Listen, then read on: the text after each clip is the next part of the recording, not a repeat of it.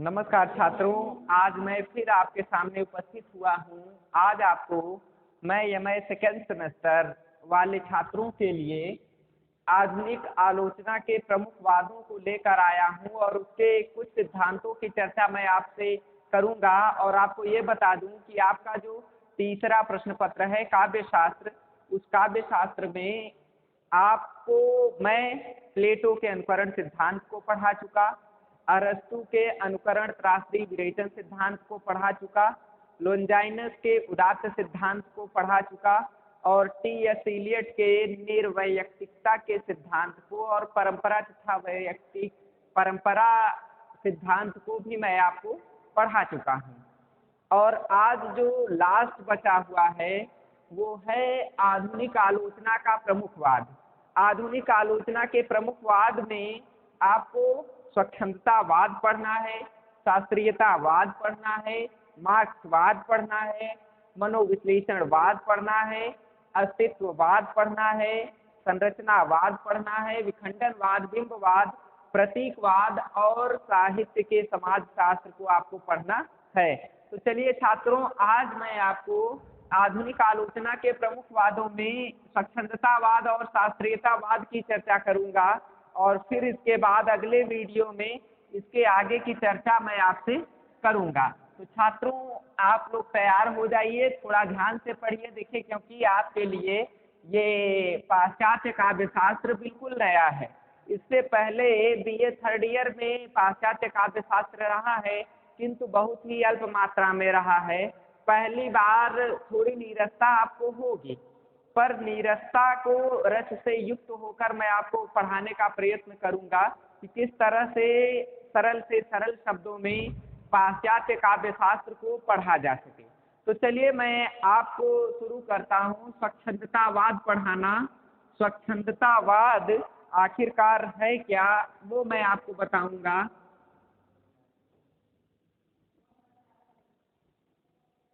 स्वच्छंदतावाद जैसा कि पढ़ने पर ही आपको लग रहा है कि स्वच्छंदता अर्थात स्वच्छ विचारों से युक्त प्रयुक्त होने वाला वाद ही स्वच्छंदतावाद है। स्वच्छ अर्थात जिसमें कोई कलुषपन न हो, जिसमें कोई मिलावट न हो, इस तरह की प्रवृत्ति होती है स्वच्छंदतावाद में। अब ये स्वच्छंदतावाद सिद्धांत है क्या, यह देखिए, यह फ्रेंच भाषा के रोमांस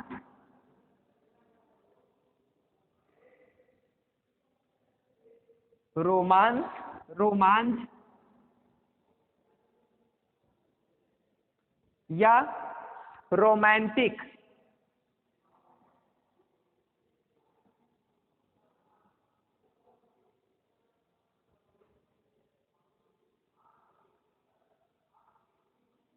रोमांटिक ठीक है छात्रों, रोमांटिक का हिंदी पर्याय है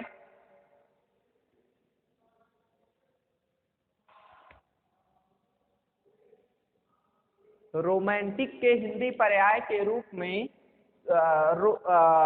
इस स्वच्छंदतावाद का परिचय शुरू हुआ है। देखिए, ये अंग्रेजी का आप ये कह सकते हैं रोमांटिसिज्म।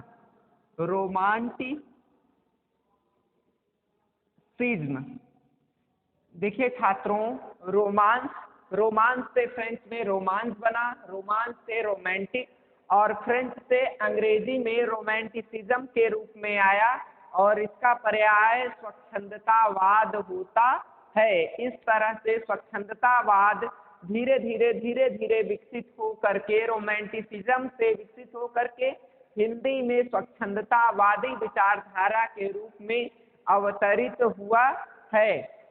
हिंदी में इस शब्द के लिए, रोमांटिसिज्म शब्द के लिए स्वच्छंदतावाद शब्द का प्रयोग आचार्य रामचंद्र शुक्ल ने, स्वच्छंदतावाद शब्द का प्रयोग हिंदी में सर्वप्रथम आचार्य रामचंद्र शुक्ल ने अपनी कृति हिंदी साहित्य के इतिहास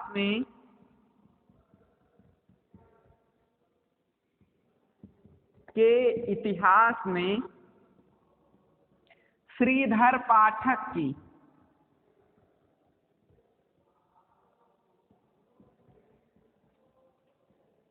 रचनाओं के लिए किया।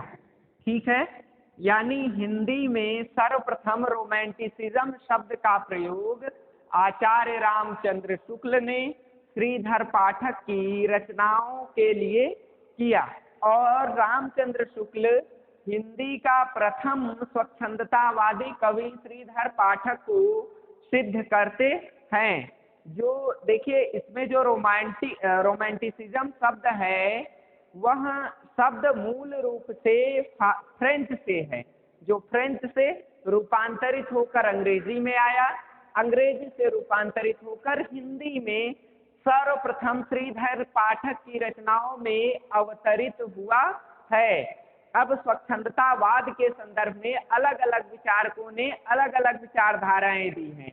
स्वच्छंदतावाद का अर्थ होता है कि वह कपोल रचना जो कैसी हो, जो कल्पना प्रधान हो, अपकर्षी हो, आख्यान, वह कपोल कल्पना प्रधान अपकर्षी आख्यान का साहित्य जो स्वतंत्र रूप से सामाजिक परंपरा में विचरण करने वाला हो और जो अपना विचार देने के लिए किसी भी तरह की यति गति छंद विधान नियमों से परे भी हो, और अगर छंद विधान हो तो और वह रचना श्रेष्ठ हो सकती है। अर्थात तो स्वच्छंदतावाद जो विचारधारा है वह किसी एक विशेष बात को लेकर नहीं पनपती है, उसमें कई बातें होती हैं जो अलग अलग प्रवृत्तियों को लेकर आगे बढ़ रही होती हैं। किसी एक परिपाटी पर रचनाएं नहीं लिखी गई होती हैं। जैसा मैं आपको अभी शास्त्रीयतावाद पढ़ाऊंगा तो शास्त्रीयतावाद में आप देखेंगे कि वहाँ एक ही परिपाटी की रचनाएं लेखक करते हैं, अर्थात छंद विधायक रचनाएं, अलंकार विषयक रचनाएं या रीति विषयक रचनाएं, अर्थात उसी परंपरा का पालन करते हुए रचनाएं बढ़ती हैं आगे। किंतु स्वच्छंदतावाद में ऐसी कोई प्रवृत्ति नहीं है। स्वच्छंदतावाद में कवि जो होता है वो बिल्कुल स्वतंत्र होता है। कवि को बंधन नहीं होता कि वह किस तरह की रचनाएं लिखे या न लिखे। कवि बिल्कुल स्वतंत्र रूप से अपने विचारों को प्रकट करने के लिए स्वतंत्र होता है। स्टीपले की मान्यता है, एक फ्रेंच विद्वान है स्टीपले, उसकी मान्यता है कि विश्व में रोमांटिक शब्द का अंग्रेजी में प्रयोग सन 1654 ईस्वी में हुआ। ठीक है, रोमांटिक शब्द का सर्वप्रथम प्रयोग कहाँ हुआ? सर्वप्रथम प्रयोग अंग्रेजी में सन 1654 ईस्वी में हुआ।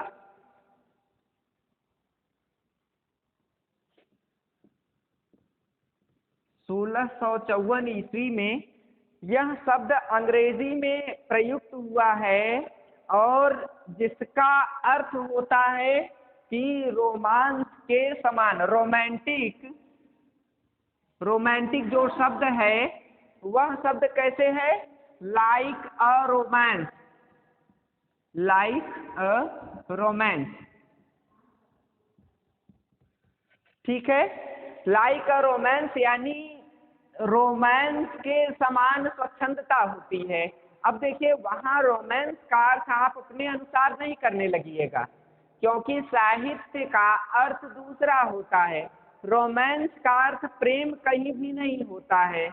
रोमांस का अर्थ होता है स्वच्छ विचारधारा, अर्थात अपनी विचारधारा रखने के लिए व्यक्ति स्वतंत्र है।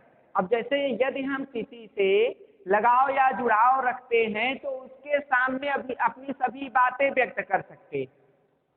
तो वही बता रहा है स्टीपले कि ये जो रोमांटिक शब्द है वह रोमांस के समान स्वच्छंदवादी विचारधारा को लेकर चलने वाला है। 17वीं शताब्दी तक यह शब्द उत्कर्ष का द्योतक माना जाता था कि किस तरह से उत्कर्ष और अधः पतन, सामाजिक उत्कर्ष और अधः पतन का द्योतक होता था। किंतु धीरे धीरे लगभग उत्तम और गुणात्मक अर्थ में इस स्वच्छंदतावादी विचारधारा का प्रयोग 18वीं शताब्दी के प्रारंभ में हुआ। जिसके संदर्भ में एक अंग्रेजी विचारक हुए फ्रेडरिक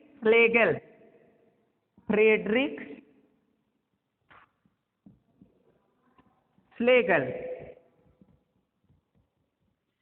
जिन्होंने कि सर्वप्रथम स्वच्छंदतावादी विचारधारा को पनपने का अवसर प्रदान किया। इनका समय 1797 से 1800 ईस्वी स्वीकार किया जाता है। 1797 से 1800 ईस्वी के मध्य ये वर्तमान थे, ऐसा स्वीकार किया जाता है। इन्होंने अपनी पुस्तक एथेंडम में, किस पुस्तक में? इनकी पुस्तक का नाम है एथेंडम। अपनी पुस्तक एथेंडम में सबसे पहले रोमांटिसिज्म शब्द का अर्थ प्रयोग, रोमांटिसिज्म शब्द का प्रयोग इन्होंने किया। ठीक है छात्रों, तो आप ध्यान देंगे यदि आपसे पूछा जाता है कि रोमांटिसिज्म शब्द का अंग्रेजी में सर्वप्रथम प्रयोग किसने किया था, तो फ्रेडरिक श्लेगल ने अपनी पुस्तक एथेंडम में रोमांटिसिज्म शब्द का उपयोग किया था। अगर ये पूछा जाए कि हिंदी में सर्वप्रथम स्वच्छंदतावादी शब्द का प्रयोग किस लेखक की रचनाओं में किया गया, तो आप ये कहेंगे कि आचार्य रामचंद्र शुक्ल ने 1929 ईस्वी में लिखित अपने ग्रंथ हिंदी साहित्य के इतिहास में श्रीधर पाठक की रचनाओं को स्वच्छंदतावादी विचारधारा से ओतप्रोत रचनाएं माना है। और हिंदी का स्वच्छंदतावादी विचारधारा का लेखक श्रीधर पाठक हैं, ऐसा आप बता सकते हैं। अब देखिए, अब मैं आपको परिचय बता चुका कि स्वच्छंदतावादी विचारधारा आखिरकार है क्या, और स्वच्छंदतावादी विचारधारा किस तरह से फ्रेंच भाषा से फ्रेंच से अंग्रेजी में और अंग्रेजी से धीरे धीरे हिंदी में आई है। एक बार मैं पुनः आपको दोहराना चाहूंगा कि स्वच्छंदतावादी विचारधारा का जो काल है यह 15वीं शताब्दी के आसपास शुरू हुआ है, जहां से कि फ्रेंच विद्वानों ने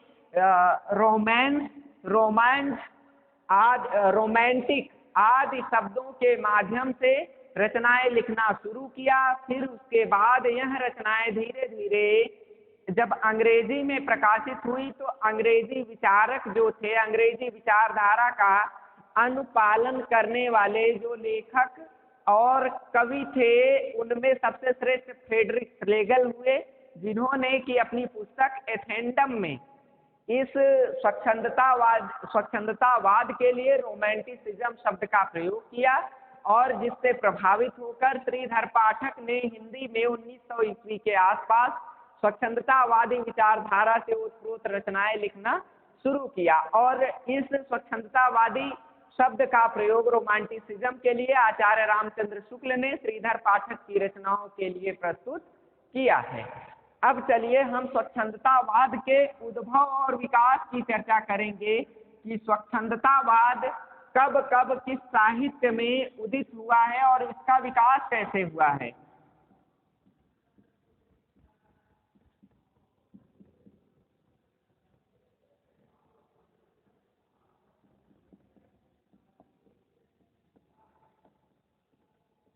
स्वच्छंदतावाद का उद्भव यूरोप में एक आंदोलन के रूप में उभरा था। ठीक है, यूरोप में आप जानते हैं कि 7 महाद्वीप हैं, उन 7 महाद्वीपों में से एक महाद्वीप का नाम यूरोप है।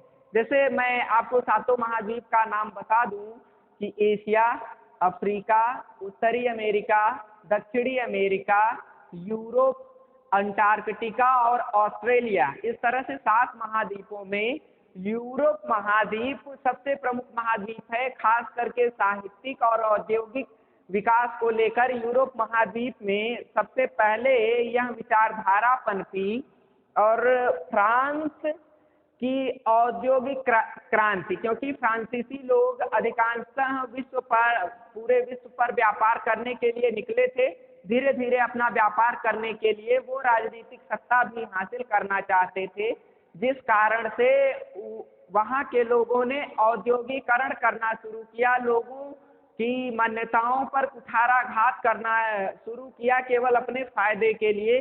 तब से स्वच्छंदतावादी विचारधारा का अनुपालन होना शुरू हुआ था। तो फ्रांस से यह शब्द उदित हुआ है लगभग 18वीं शताब्दी के प्रथम चरण तक आते आते यह विचारधारा पूरे यूरोप में फैल गई। और इस विचारधारा के फैलने के पीछे कई कारण थे। ठीक है, कई कारण थे जो निम्नलिखित हैं। सबसे पहले स्वच्छंदतावाद के उद्भव का पहला सामाजिक कारण हम देखते हैं कि सामाजिक कारण इसका क्या था।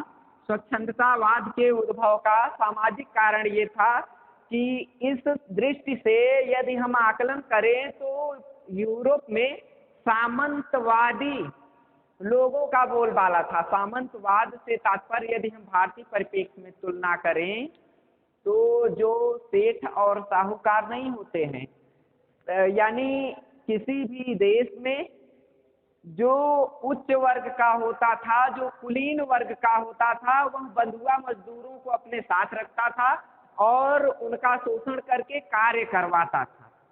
तो उस जो कार्य करवाने वाला होता था उसे सामंत बोला जाता था। तो सामंतवादी विचारधारा जो चल रही थी, उस विचारधारा में धीरे धीरे पतन उस विचारधारा का हो रहा था। इसका कारण क्या था? पूंजीवादी व्यवस्था थी, यानी जो जितना काम करेगा उसको उतने धन की प्राप्ति होगी। अब वहां पर जाति के अनुसार कोई श्रेष्ठ नहीं माना जाने लगा, जिसके पास जितना धन होगा वो उतना श्रेष्ठ माना जाने लगा। तो उस पूंजीवादी व्यवस्था ने तत्कालीन समय की परिस्थिति में अनेक बाधाएं उत्पन्न की और व्यवस्था को पूरी तरह से उलट दिया। और जिसका कारण, उस व्यवस्था को उलटने का कारण क्या था कि सामंतवाद का पतन, पूंजीवाद का उदय, जिससे अब जो सामंतवादी विचारधारा के लोग थे वे धीरे धीरे गरीब होने लगे और समाज में समानता धीरे धीरे आने लगी। क्योंकि जब सबके पास समान धर्म होगा, स्वतंत्रता, समानता और विश्व बंधुत्व की भावना चलेगी, तब देश का विकास होगा। तो इस तरह की विचारधारा को लेकर चलने वाले जो यूरोप के निवासी थे, उन्होंने इस व्यवस्था में थोड़ा सा जन्म देने का कार्य किया। क्योंकि सामाजिक जो पुराना ढांचा था, पुराना ढांचा टूट रहा था और नया ढांचा पनप रहा था। अब यहाँ पर सब स्वतंत्र थे, सब समान थे और सभी आपस में भाई कहलाते थे। तो पहली बात सामाजिक कारण उसका ये था कि अब सबको समानता प्रदान हो गई थी। राजनीतिक कारण हम देखते हैं। अब राजनीतिक कारण ये था कि यूरोप और अमेरिका में स्वातंत्र युद्ध सन 1789 ईस्वी के आसपास चल रहे थे।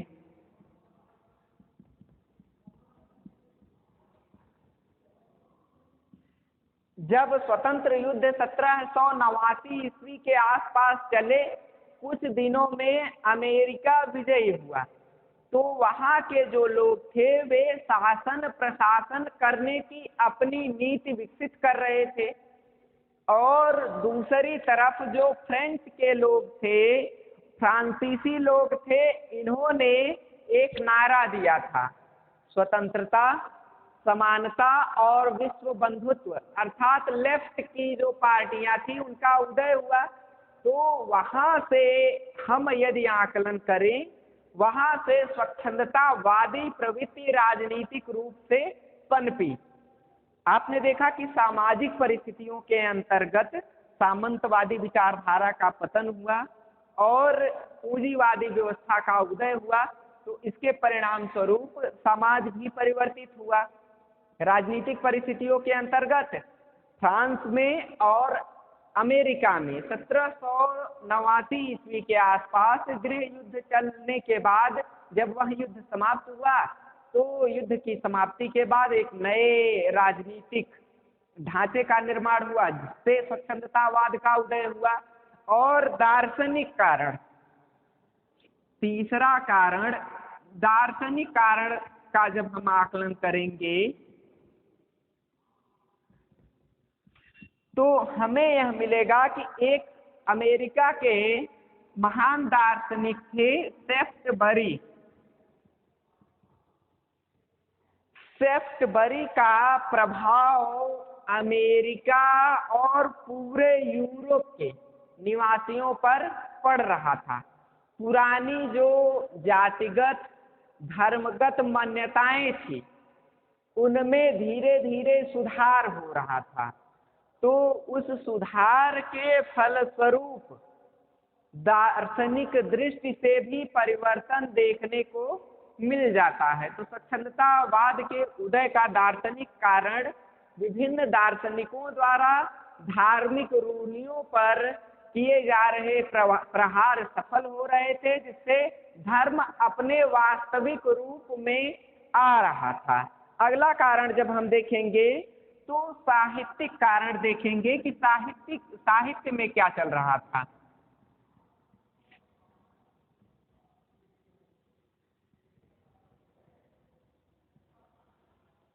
अब साहित्य में आप देखेंगे तो 15वीं शताब्दी के बाद, लगभग 1500 ईस्वी के बाद लोंजाइनस के पेरिहुप्सुस ग्रंथ का प्रकाशन हुआ।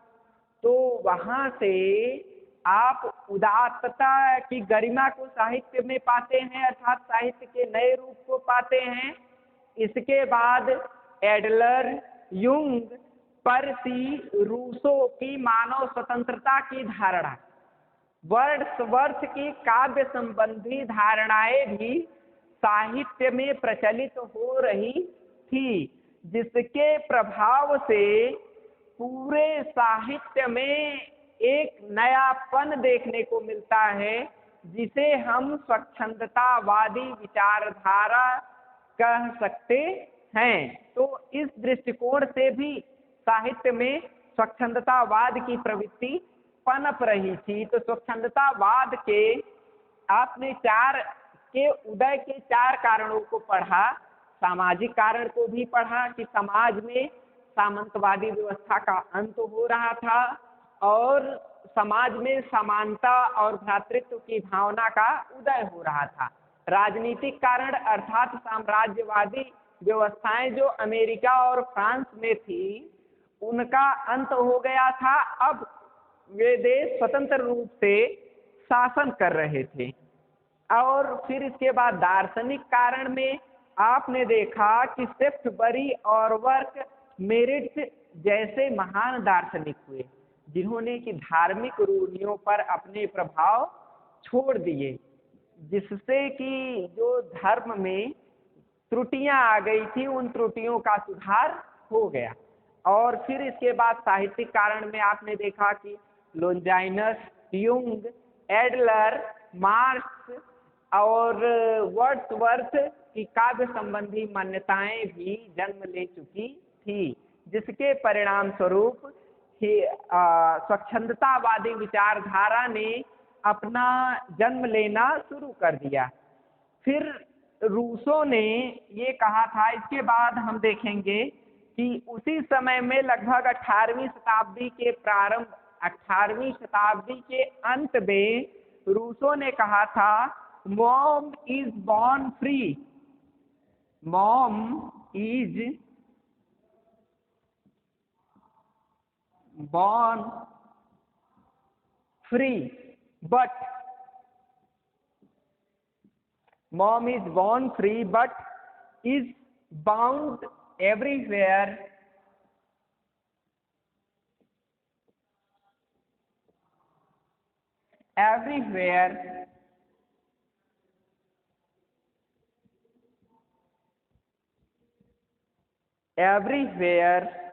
in pain।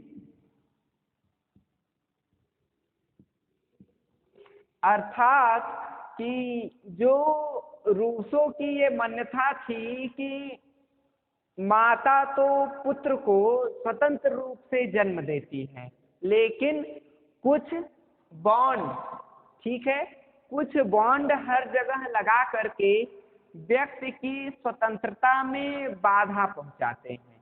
तो उन बाधाओं से लोगों को स्वतंत्र करना होगा। जब व्यक्ति स्वतंत्र हुआ तब स्वच्छंदतावादी विचारधारा धीरे धीरे पनपी, ऐसा रूसो बताते हैं। अब चलिए स्वच्छंदतावाद की परिभाषा मैं आपको बताऊंगा। आपने स्वच्छंदतावाद का परिचय पढ़ा, स्वच्छंदतावाद का उद्भव और विकास किन कारणों से हुआ वो आपने पढ़ा कि राजनीतिक कारण क्या थे जिन्होंने स्वच्छंदतावाद को जन्म दिया, सामाजिक कारण, दार्शनिक कारण और साहित्यिक कारण क्या क्या थे। अब मैं आपको स्वच्छंदतावाद की परिभाषा बताऊंगा कि स्वच्छंदतावाद की परिभाषा क्या क्या है।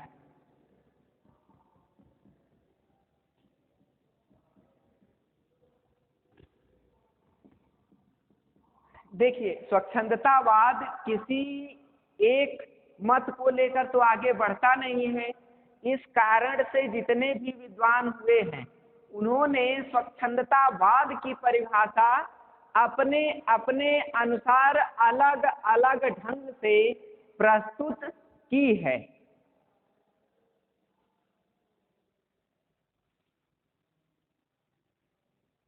तो छात्रों, स्वच्छंदतावाद की परिभाषा स्टोडर देता है कि स्वच्छंदता का सच्ची भावना में नवीन विधान, नवीन तथ्य अनुरूपता एवं नवीन अन्वेषण विधान तथ्य रूपता एवं स्वरूप में विदा लेना है। नवीन अन्वेषण से, ठीक है, नवीन अन्वेषण से विधान तथ्य रूपता एवं स्वरूप में विदा लेना है। तो छात्रों ध्यान दीजिएगा कि स्टोडर ये बताना चाहता है कि सच्ची भावना में जिसमें नवीन विधान आ जाए, नवीन तथ्य अनुरूपता आ जाए, नवीन अन्वेषण विधान आ जाए, वह क्या है, स्वच्छंदतावाद है।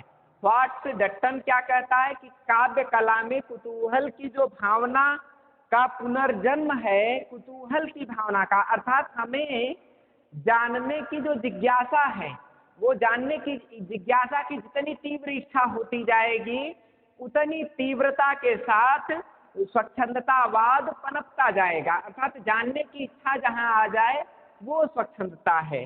वाल्टर पेटर कहता है कि स्वच्छंदतावादी कवि सत्ता की अपेक्षा स्वतंत्रता का और व्यवस्था की अपेक्षा शक्ति का उपासक होता है। कि वाल्टर पेटर यह बताता है कि स्वच्छंदतावादी जो कवि होता है वो सत्ता नहीं चाहता है, वह स्वतंत्रता चाहता है, और वह व्यवस्था उतना नहीं चाहता है जितना वह शक्ति चाहता है कि हमारे पास जितनी अधिक शक्ति होगी और हमें जितनी स्वतंत्रता होगी हम उतने ही अच्छे से अपनी बातों को व्यक्त कर सकेंगे और इस समाज को नवीन अन्वेषण की ओर अग्रसर कर सकते हैं। एसी रिकेट भी हूबहू यही बात कहता है। इसके अलावा वर्ड्सवर्थ और लोंजाइनस, ड्राइडन और कई कवियों ने, कई विचारकों ने अपनी अपनी परिभाषाएं स्वच्छंदतावाद की दी है, किंतु तीन जो महत्वपूर्ण परिभाषाएं हैं वो यहाँ पर आपको पढ़ा दी गई हैं और ये परिभाषाएं परीक्षा में पूछी भी जाती हैं। कि जैसे अगर ये पूछ लेगा कि कौन सा कवि, कौन सी प्रवृत्ति का कवि स्वतंत्रता की अपेक्षा शक्ति का उपासक होता है, तो आप तुरंत कह देंगे स्वच्छंदतावादी कवि। अब पूछेगा कि यह विचारधारा किसकी है, तो वाल्टर पेटर की। आसानी से आप इनका उत्तर दे सकते हैं। इस तरह से आपने देखा कि स्वच्छंदतावादी विचारधारा में स्वच्छंदतावाद की परिभाषा कई विद्वानों ने जो दी है उनमें दो बातें कॉमन हैं। पहली, जिज्ञासा अर्थात जानने की इच्छा स्वच्छंदतावाद में, और दूसरी जो बात है वो ये है कि सौंदर्य की इच्छा,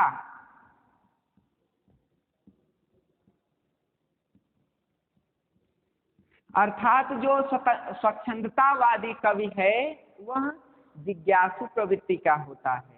स्वच्छंदतावाद जानने की अथाह इच्छा रखता है, वह जितनी चीजें जान लेता है उसके आगे जाने का प्रयास करने लगता है। और स्वच्छंदतावादी विचारधारा से ओतप्रोत जो मनुष्य है वह सदैव सौंदर्य की इच्छा रखता है कि उसके सामने प्रत्येक वस्तु, व्यक्ति, स्थान दर्शनीय हो, अर्थात रमणीय हो, देखने में अत्यंत ही सुंदर होने चाहिए। एक तरह से आप ये कह सकते हैं कि इंद्रिय जनित सुंदरता की इच्छा पर स्वच्छंदतावादी कवि बल देता है। अब स्वच्छंदतावाद के स्वरूप की मैं आपसे चर्चा करूंगा कि स्वच्छंदतावाद का स्वरूप क्या है।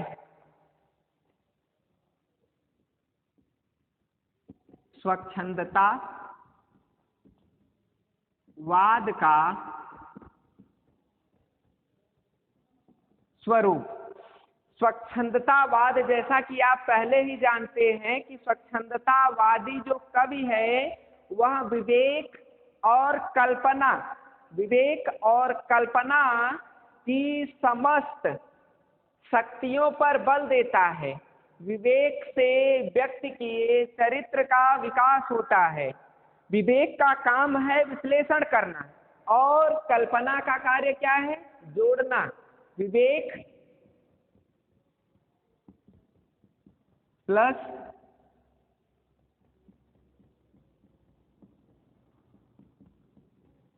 कल्पना, विवेक का काम क्या है कि वह विवेक जो है वह किसी भी बात का विश्लेषण करता है और कल्पना क्या करती है? बातों को जोड़ती है। विवेक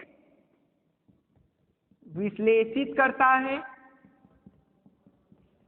और कल्पना क्या है? यह जोड़ती है। किसको जोड़ती है?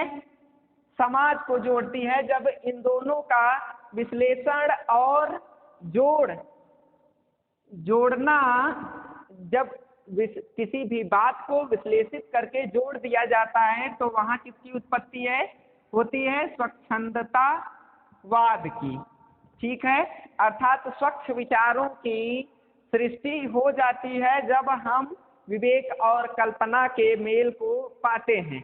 स्वच्छंदतावादी जो कवि है वह मानव की संपूर्ण आत्मा को गतिमान करता है। वह प्रकृति के दृश्यमान जगत और अदृश्यमान जगत को सर्वश्रेष्ठ बनाने की ओर हमेशा अग्रसर करता रहता है। यह सिद्धांत जो है, जो स्वच्छंदतावादी सिद्धांत का स्वरूप है, यह शुरू कहाँ से हुआ था? फ्रांस से इसके स्वरूप का निर्माण हुआ था। फ्रेडरिक श्लेगल ने इस 1789 ईस्वी में इस स्वच्छंदतावादी विचारधारा के रूप को चर्चा में लाया था। वहां से, यानी यह फ्रांस से शुरू हुआ, फ्रांस के बाद अमेरिका में प्रचलित हुआ, अमेरिका से धीरे धीरे इंग्लैंड, पुर्तगाल,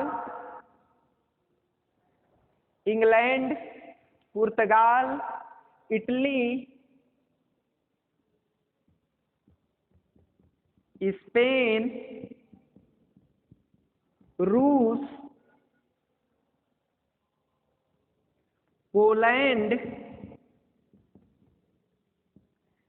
आदि देशों में धीरे धीरे यह विचारधारा फैलती गई और 1900 ईस्वी के आसपास भारत में पहुंची। ठीक है, 1900 ईस्वी के आसपास जब श्रीधर पाठक आते हैं तो यह प्रवृत्ति हिंदी काव्यधारा में पनपी है। अब स्वच्छंदतावादी विचारधारा का जो स्वरूप है, समय, काल और परिस्थिति के अनुसार अलग अलग है।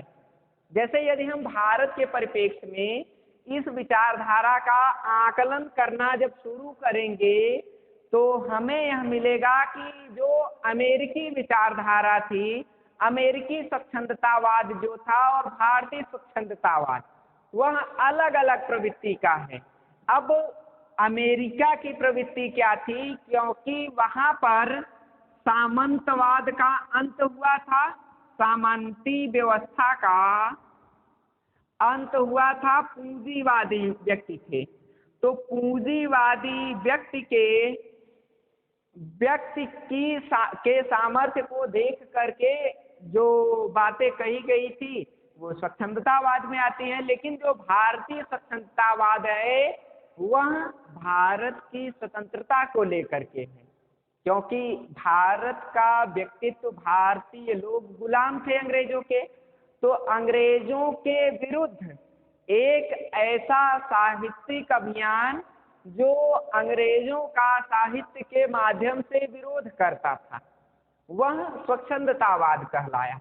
वहां के स्वच्छंदतावाद में, यहाँ के स्वच्छंदतावाद में अंतर है, लेकिन उसकी जो स्वच्छंदतावाद की मूल भावना है वह देश, काल और सीमा से तो अलग अलग है, लेकिन उसकी प्रवृत्ति एक ही है कि वह स्वतंत्रता चाहता है। यानी स्वच्छंदतावाद स्वतंत्रता चाहता है, व्यक्ति की स्वतंत्रता पर बल देता है, जो स्वच्छंदतावाद है वो। अब मैं आपको बताऊंगा कि हिंदी में स्वच्छंदतावाद कैसे आया। ठीक है, तो आप लोग, एक हेडिंग बनती है कि हिंदी में स्वच्छंदतावादी आंदोलन की चर्चा करिए। हिंदी में स्वच्छंदतावादी आंदोलन।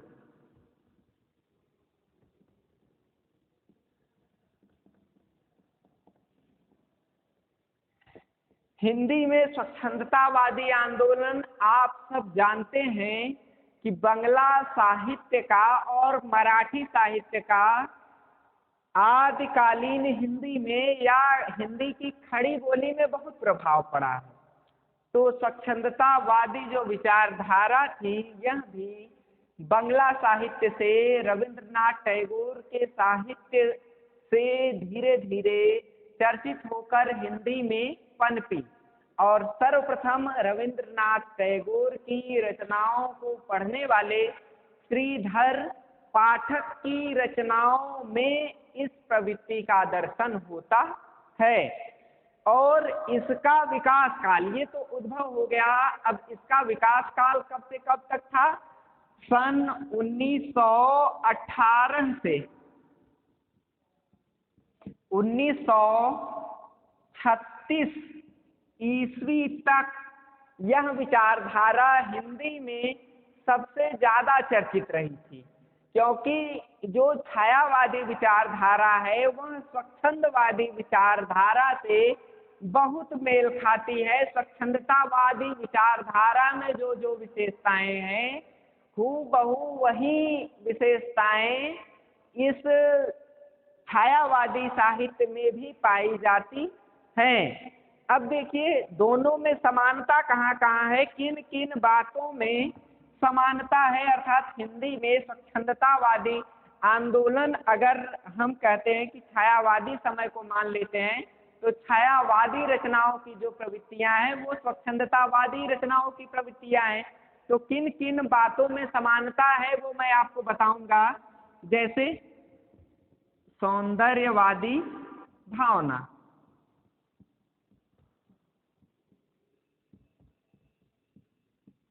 प्रकृति प्रेम, रहस्यवादिता, फिर इसके बाद मानवतावादी दृष्टिकोण, फिर इसके बाद आत्म अभिव्यंजना,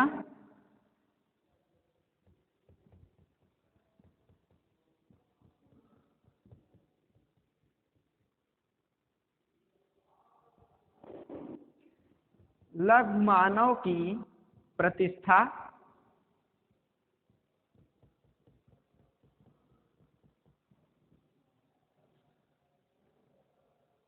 नीति विद्रोह,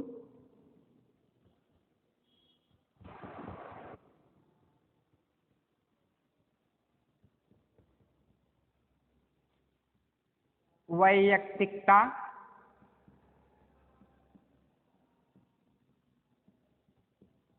और इसके बाद वैयक्तिकता के बाद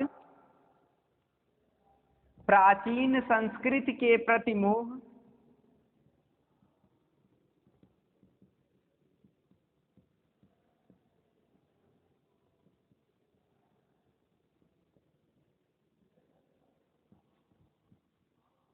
प्राचीन संस्कृति के मोह के बाद प्रतीक योजना,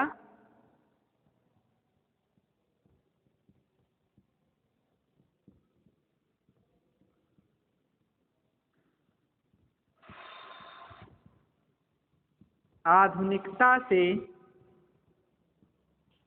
पलायन, फिर इसके बाद अहम के उदात्तकरण,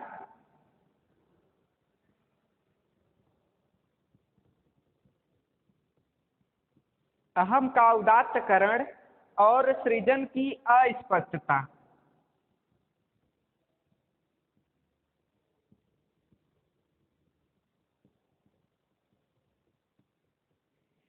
यह जो विशेषताएं हैं वह स्वच्छंदतावादी विचारधारा में पाई जाती हैं और छायावादी विचारधारा में भी पाई जाती है। तो इस तरह से हम एक बात स्पष्ट रूप से कह सकते हैं कि सौंदर्यवादी भावना हो, चाहे प्रकृति चित्रण हो, चाहे रहस्यवादिता हो, चाहे मानवतावादी दृष्टिकोण हो, चाहे आत्माभिव्यंजना हो, लघु मानव की प्रतिष्ठा हो, नीति का विद्रोह हो, वैयक्तिकता हो, अपना वर्णन करना हो, प्राचीन संस्कृति के प्रति मोह हो, चाहे प्रतीक योजना हो, आधुनिकता से पलायन हो, अहम का उदात्तकरण हो, चाहे सृजन की अस्पष्टता हो, सभी बातों का समावेश जो स्वच्छंदतावादी विचारधारा होती है उसमें भी स्पष्ट रूप से पाया जाता है। अब मैं आपको स्वच्छंदतावादी काव्य की विशेषताएं बताऊंगा कि स्वच्छंदतावादी काव्य में क्या क्या विशेषताएं पाई जाती हैं और कितनी विशेषताएं स्वच्छंदतावादी काव्य की प्रवृत्ति को और अधिक सुंदर बनाती हैं। तो स्वच्छंदतावादी काव्य की विशेषताएं अगर आपसे पूछा जाता है कि स्वच्छंदतावादी विचारधारा की कौन कौन सी विशेषताएं हैं, विस्तृत चर्चा कीजिए। तो आप इस हेडिंग को पढ़ करके अवश्य उसका उत्तर दे सकते हैं।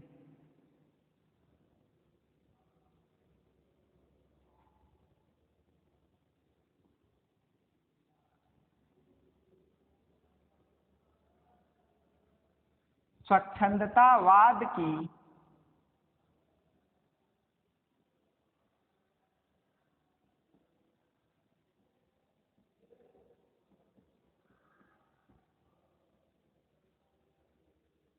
विशेषताएं, ठीक है, स्वच्छंदतावाद की जो विशेषताएं हैं मैं उनकी चर्चा आपसे करूंगा। पहली विशेषता है कि आंतरिक भावावेग पर बल, आंतरिक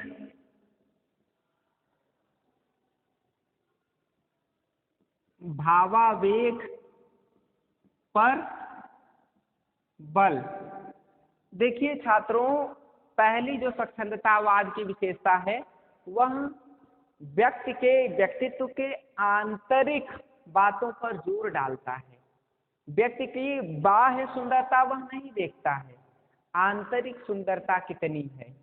आंतरिक अर्थात जैसे आप हैं तो आप किस तरह से, अगर आपकी पढ़ाई का मैं आकलन करूं तो मैं ये आकलन करता हूं कि आपने अपनी कॉपी में क्या क्या लिखा है, आपके लिखने की शैली कैसी है, आपकी वर्ण योजना अर्थात आपके अक्षर सुस्पष्ट हैं कि नहीं है, सुलेख है कि नहीं है, क्रमवार है कि नहीं है। अर्थात लेखनी पर यदि मैं स्वच्छंदतावादी विचारधारा को आरोपित करूं तो आंतरिक भावावेग पर बल देता है स्वच्छंदतावादी विचार, और वह यह बताता है कि बाह्य रूप से जो व्यक्ति है वह भावुक होता है, किंतु आंतरिक भावुकता ही व्यक्ति की स्वतंत्रता की श्रेष्ठता को व्यक्त करने वाला साधन है। फिर इसके बाद दूसरी विशेषता है कि कल्पना के व्यापार की महत्ता। कल्पना व्यापार की महत्ता। अब देखिए दूसरी जो स्वच्छंदतावाद की विशेषता है वह यह है कि स्वच्छंदतावादी जो कवि है वह कितना ज्यादा कल्पना कर सकता है, वह काल्पनिक दृष्टिकोण को कितना सुस्पष्ट बना सकता है, वह कल्पनाओं के माध्यम से कितनी प्रतीक योजना को स्पष्ट कर सकता है, काल्पनिक दृष्टिकोण से वह कितना महान हो सकता है। देखिए छात्रों, जो स्वच्छंदतावादी कवि है वह कल्पना व्यापार की महत्ता पर विशेष रूप से बल देता है और वह यह कहता है कि कल्पना ही वह माध्यम है जिसके कारण व्यक्ति अपनी वाणी को विस्तार देकर अपनी बातों को सुस्पष्ट कर सकता है, बातों में रोचकता ला सकता है, बातों में उत्सुकता ला सकता है, बातों में गहरी अनुभूति को समाहित कर सकता है। कल्पना ही वह साधन है। यदि कवि जो होगा वह कल्पना करने में यदि श्रेष्ठ नहीं होगा तो महान कृतियों की रचना नहीं हो सकती है, ऐसी प्रवृत्ति आ जाती है। तीसरी बात है सौंदर्य दृष्टि एवं इंद्रिय परकता। सौंदर्य दृष्टि एवं इंद्रिय परकता। देखिए तीसरी विशेषता स्वच्छंदतावाद की यह है जो सौंदर्य दृष्टि पर बल देने का कार्य करता है। अब देखिए छात्रों, तीसरी जो सबसे बड़ी विशेषता है स्वच्छंदतावाद की वह यह है कि सौंदर्य दृष्टि एवं इंद्रिय परकता, अर्थात जो स्वच्छंदतावादी कवि हैं वो सुंदरता को महत्ता देते हैं कि व्यक्ति का आंतरिक और बाह्य दोनों स्वरूप अत्यंत ही सुंदर होना चाहिए। व्यक्ति का आंतरिक स्वरूप जितना सुंदर हो उससे अधिक बाह्य स्वरूप सुंदर होना चाहिए, क्योंकि व्यक्ति बाह्य और आंतरिक रूप से जब स्वच्छंद और सुंदर होगा तो उसके हृदय में अच्छे अच्छे विचार आएंगे और वह जो काव्य लिखेगा वह सबके लिए सुलभ होगा और स्वच्छ विचारों से युक्त होगा। जब यह नहीं होगा तो काव्य श्रेष्ठ नहीं होगा। जैसा कि बिहारी ने भी लिखा है कि रूप रिझावन हार यह वे नैना रिझवार। रूप रिझावन हार यह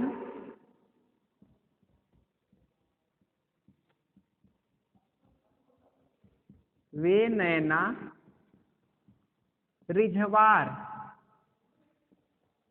अर्थात रूप को रिझाने वाले जो भी साधन हैं वही नैनों को भी अच्छे लगते हैं, हमारे नेत्रों को भी अच्छे लगते हैं। सुंदर वस्तु के प्रति, व्यक्ति के प्रति कौन आकर्षित नहीं होगा। ताजमहल है तो ताजमहल को देखकर कौन सा व्यक्ति है जो ताजमहल की निंदा करे। ऐसा कोई भी व्यक्ति नहीं है जो ताजमहल की निंदा कर सके, ये प्रवृत्ति होती है। फिर इसके बाद अगली जो विशेषता है इस स्वच्छंदतावादी काव्य की वो है मानवतावादी जीवन दृष्टि।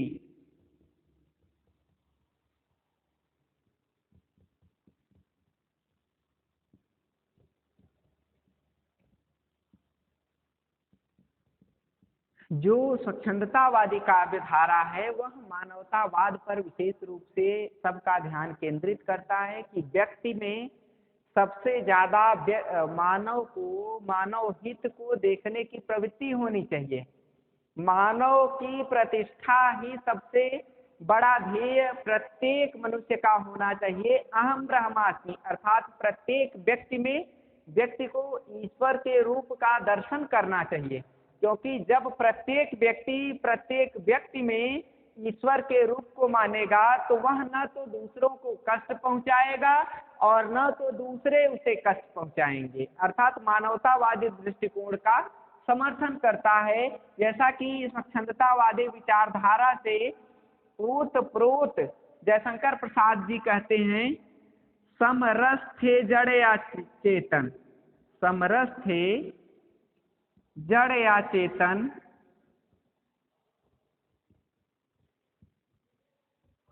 या चेतन सुंदर साकार घना था, सुंदर साकार घना था। चेतनता एक विलसती,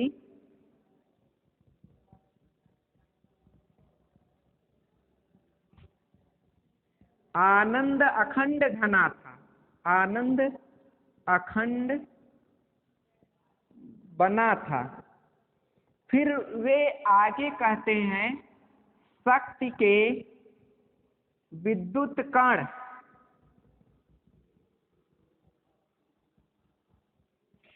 विकल बिखरे हैं जो निरुपाय,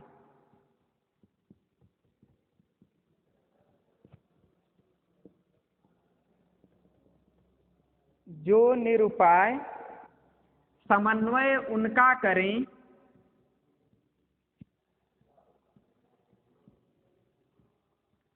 करें समस्त विजयनी मानवता हो जाए।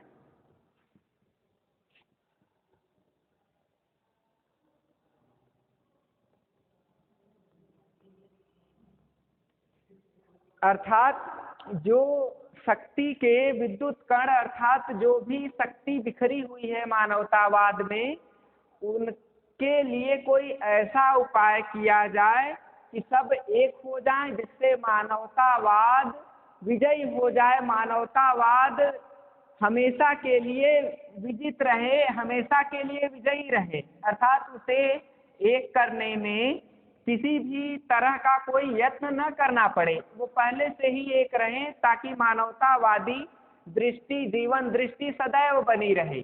आपस में विभेद करने से मानवता कभी विजयी नहीं हो सकती। ऐसी प्रवृत्ति स्वच्छंदतावाद लेकर चलता है। फिर इसके बाद व्यक्तिवाद और आत्मनिष्ठता,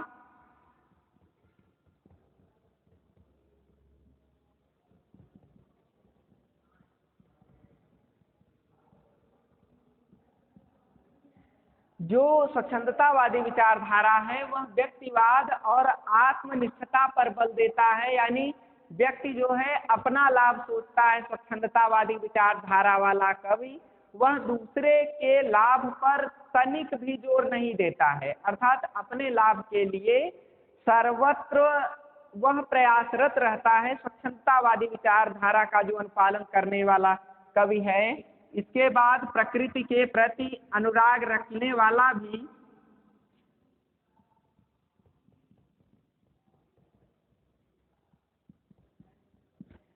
जो स्वच्छंदतावादी विचारधारा का अनुपालन करने वाला कवि है, उसमें प्रकृति के प्रति अनुराग की प्रवृत्ति होनी चाहिए, ऐसा मानते हैं स्लेगल। और वे बताते हैं कि प्रकृति चित्रण अगर नहीं होगा तो वह काव्य श्रेष्ठ नहीं होगा। पंत जी भी कहते हैं कि उस फैनी हरियाली में कौन अकेली खेल रही माँ, वह अपनी वह बाली में। अर्थात प्रकृति के विभिन्न उपादानों का चित्रण करना ही स्वच्छंदतावादी विचारधारा के कवि का मुख्य ध्येय रहा है, मुख्य विशेषता रही है।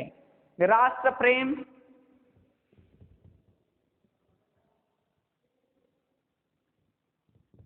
राष्ट्र प्रेम की भावना का अनुपालन करना भी स्वच्छंदतावादी विचारधारा के कवि का प्रमुख लक्ष्य रहा है। सच्चे अर्थों में जो राष्ट्र प्रेम करने वाला व्यक्ति है वही एक सफल कवि हो सकता है।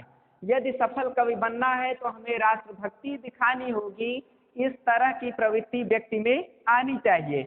आगे है, अगली विशेषता इसकी है कि रहस्यवादी भावना और अदृश्य सत्ता के प्रति आकर्षण। रहस्यवादी भावना और अदृश्य सत्ता के प्रति आकर्षण। जो रहस्यवादी होगा कवि, उसी के काव्य में रोचकता सदैव बनी रहेगी। जानने की इच्छा सदैव तभी रह सकती है जब व्यक्ति में रहस्यवादिता होगी। कुतूहल तभी आ सकेगा काव्य में जब रहस्यवादिता होगी, और यही रहस्यवादिता अदृश्य सत्ता के प्रति मोह व्यक्त करता है। अर्थात अदृश्य सत्ता को जानने का वह प्रयत्न करता रहता है।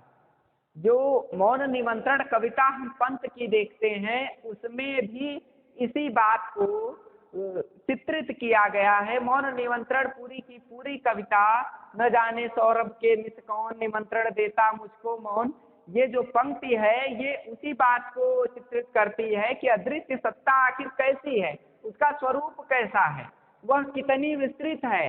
व्यक्ति की मृत्यु होती है तो व्यक्ति जाता कहाँ है, इस तरह की बात रहस्यवादी भावना में विद्यमान रहती है, जो स्वच्छंदतावाद की एक प्रमुख विशेषता भी है।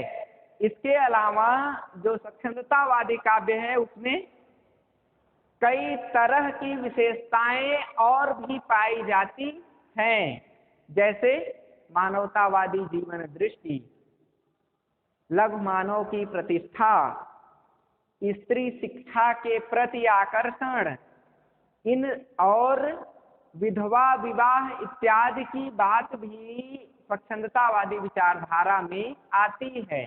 इन बातों को समझ करके ही स्वच्छंदतावादी काव्य की रचना व्यक्ति विशेष कर सकता है। ठीक है, तो इतनी विशेषता आप सब याद रखेंगे। इसके बाद मैं आपको स्वच्छंदतावादी काव्य के कितने भेद हैं इसकी मैं चर्चा आपसे करूंगा कि हिंदी साहित्य में स्वच्छंदतावाद के कितने भेद किए गए हैं।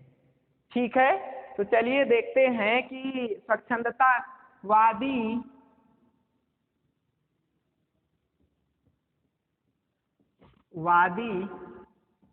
लक्षणों के आधार पर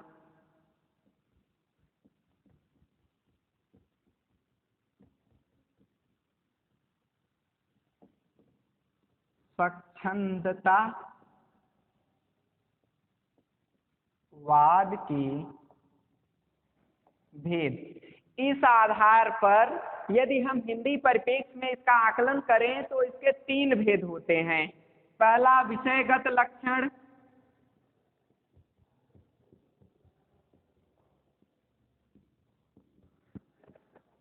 दूसरा काव्यगत लक्षण,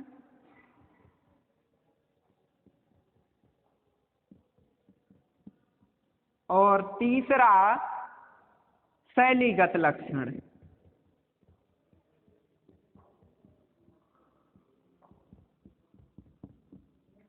देखिए छात्रों, डॉक्टर नगेंद्र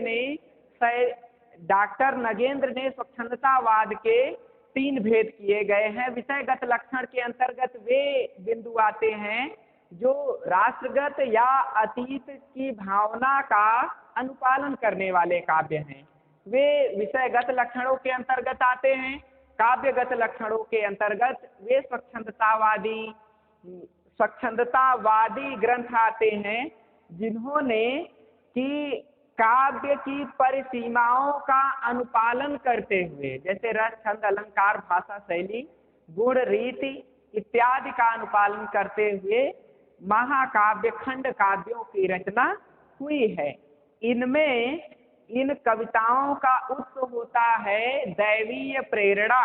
ठीक है, स्वच्छंदतावादी जो साहित्यकार है वह काव्यगत लक्षणों के आधार पर अपने दिव्य दृष्टा या सत्यदर्शी या अव्यक्तदर्शी का विस्तार से वर्णन करता है।